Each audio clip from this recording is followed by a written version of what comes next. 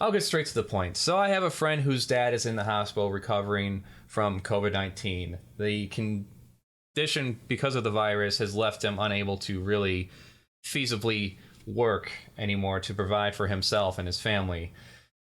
Due to a situation involving a wrongful discharge 20 years ago, he would now have to work until his 90s to have a retirement package. So I linked a GoFundMe down below. I don't want to waste any more time on that. If you can, donate.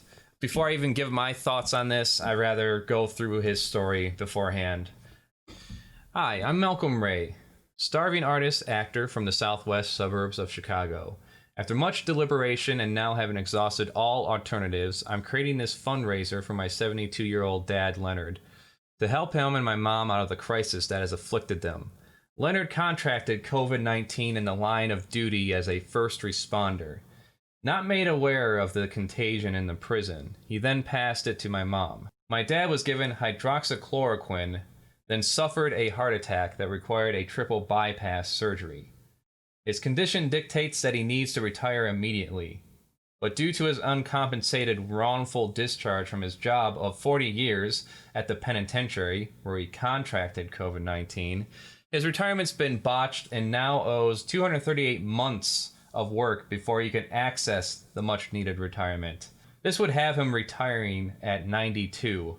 My parents have given their entire lives working hard and serving others in and outside the church, giving to the less fortunate, donating and driving charities. Leonard would even carry some cash to give to the homeless, even when visiting to care for his parents with dementia in their precarious neighborhood, a 90-mile journey every visit, all while raising 3 children and 4 foster children. With bills stacking, he is trapped, the situation having worsened. He is currently scheduled for 3 surgeries, his job now denying him any further family medical leave. After a lifetime of sacrifice, should he continue working in his condition, we fear we will lose him, all due to a flawed and cruel retirement system. In 2020, Leonard's encounter with COVID-19 was at his state job at the penitentiary. He'd be working with isolated inmates who had the virus. This was not communicated to him by his employer at the time, nor was he provided any social distancing supplies and equipment to work with these contagious inmates. After he and my mother tested positive for COVID and suffered its symptoms, becoming pale and weak, Leonard was hospitalized. It turned out he had contracted pneumonia due to the COVID. He was monitored, then prescribed and administered hydroxychloroquine at the recommendation of the doctors. Leonard has always led a healthy lifestyle, exercising daily, never having encountered heart issues. Within 2 weeks after taking the medicine, he had a heart attack and was hospitalized a second time. The back of his heart inert, he required an immediate triple bypass heart surgery. After spending weeks in rehabilitation therapy, Leonard has taken a crippling blow to his dexterity and stamina. His heart weakened, the back of it still inert. At 72 years of age, working has become much less viable for either of my elderly parents, who also have chronic pain and conditions. Leonard needs to retire from this hazardous work environment, especially considering the negligence of its staff. But he's trapped. Having led a life as a provider, raising a family he always sought to provide, with his retirement botched because of his employer, he has no option but to return to work and handling his bills. His botched retirement starts with his state job at the penitentiary. He's worked there.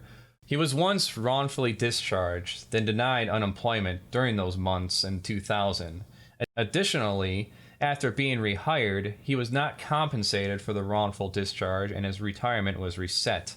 After investing 19 years into his retirement, it was now gone. In order to get his retirement, he now has to work back 238 months with interest. He owes $105,000 to his retirement. This is truly my last resort. I've never felt the need to do something like this until now, and I hope I never need to do something like this again. I need to help make a way out for my parents, and I'm eternally grateful for any help anyone can offer. All my best, Malcolm. So I worked with seniors, helping them get into and out of insurance and investment plans. I've seen what these situations can do to families. People's well-being should not be determined by how generous the dwindling well-off population feels that day, or if a billionaire has yet to reach their tax write-off quota. After my work in the field for over a year, I gained a real appreciation for the planning that my parents had over the years. And then sometime after, I gained a good understanding of the luck and privilege that brought them into that position and those that came before them. We live in a capitalist society, and though money doesn't buy happiness, it buys peace of mind. So I encourage anyone who can help out in this situation, at least, please do so. I know I don't have the reach.